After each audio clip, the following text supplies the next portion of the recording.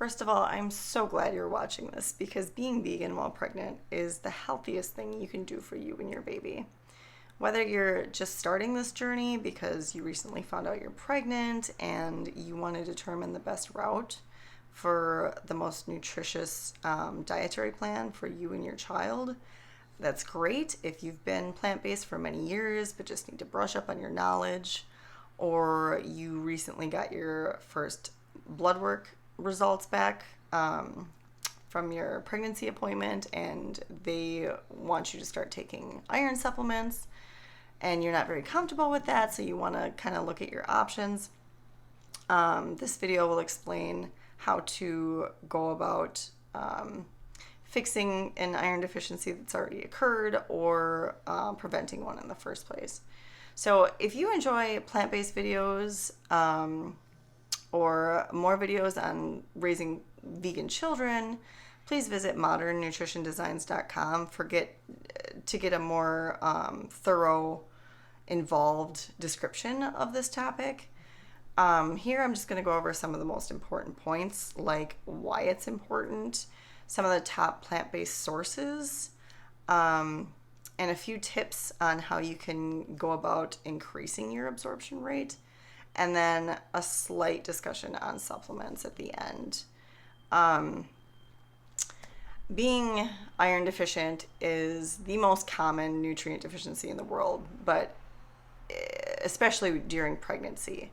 It's extremely common because of the doubling that your amount of blood needs to accrue in such a short time frame for vegans and non-vegans alike.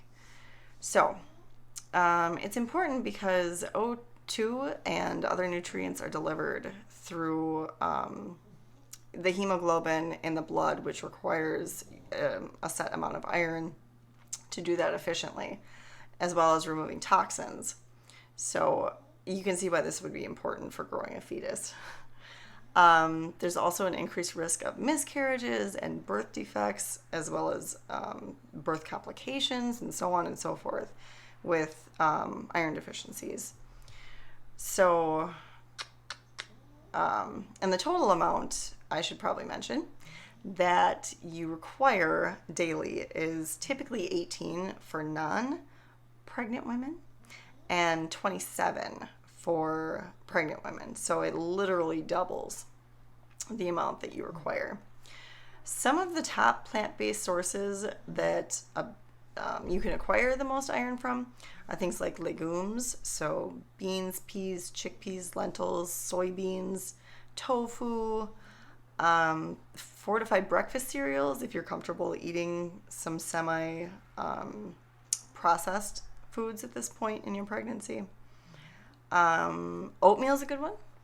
Pumpkin seeds, dried fruit, chocolate, blackstrap molasses, but make sure you get the organic kind because that tends to be highly concentrated in pesticides, as well as leafy greens.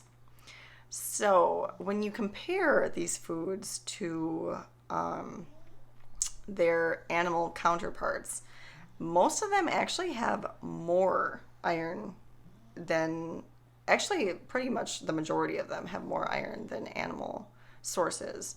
But the problem is they're not as readily absorbed by the body due to the fiber and other constituents that are contained within the food particles.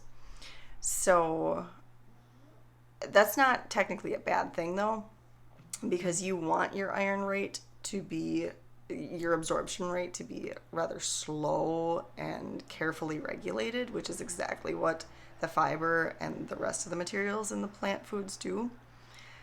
The heme iron in the animal products tends to absorb very rapidly, and you don't want to, and be very